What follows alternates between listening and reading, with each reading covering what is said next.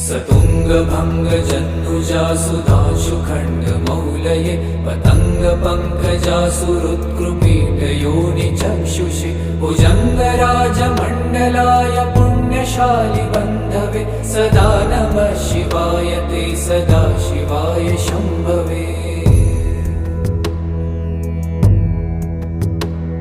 चतुर्मुखाननारविन्द वेदगीतभूतये चतुर्भुजानुजा शरीरशोभमानमूर्तये चतुर्विधार्थदानशौण्डताण्डव स्वरूपिणे सदा नमः शिवाय ते सदा शिवाय शम्भवे। शरन्निशाकर प्रकाशमन्दहास मञ्जुला धर प्रवाळ भासमान वक्त्रमण्डल श्रिये करस्फुरत्कपालमुक्